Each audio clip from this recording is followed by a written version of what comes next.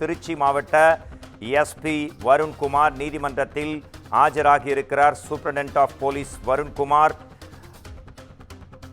நாம் தமிழர் கட்சி தலைமை ஒருங்கிணைப்பாளர் சீமான் மீது பல்வேறு வாதங்களை வைத்தார். அது தற்போது வழக்காக மாறியிருக்கிற இந்த சூழ்நிலையில் தன் தரப்பு வாதங்களை முன்வைக்க எஸ்பி வருண்குமார் நீதிமன்றத்தில் நேரில் ஆஜராகி இருக்கும் அண்மை காட்சிகள் இவை. தற்போதைய செய்தியாக வந்திருக்கிறது. தன்மீது அவதூறு கருத்துக்களை கூறி வந்த நாம் தமிழர் கட்சியின் தலைமை ஒருங்கிணைப்பாளர் சீமான் மீது நடவடிக்கை எடுக்க கோரியும் வழக்கில் தன் தரப்பு வாதங்களை தெரிவிக்க எஸ்பி வருண்குமார் திருச்சி குற்றவியல் நீதிமன்றத்தில் தற்போது ஆஜராகியிருக்கும் அண்மை செய்தி இது.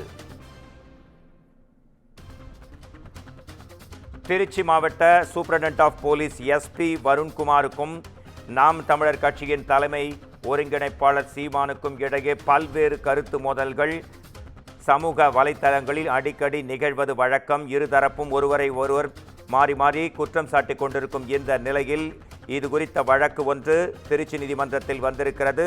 தற்போது எஸ்பி வருண்குமார் நீதிமன்றத்தில் ஆஜராகும் இந்த காட்சி சம்பவ செய்திகளை பற்றி நமது குமுதம் செய்தியாளர் கிருஷ்ணமூர்த்தி தரும் அண்மை தகவல்களை கேட்கலாம். எஸ்பி வருண்குமார் வெர்சஸ் சீமான், இந்த கேஸ் கோர்ட்ல இருக்கு. தன்னோட வாதத்தை முன்வைக்க கோர்ட்டுக்கு வந்திருக்கார் சூப்பரண்டென்ட் ஆஃப் போலீஸ் வருண்குமார். உங்களோட தகவல்களை தரலாம் நீங்க.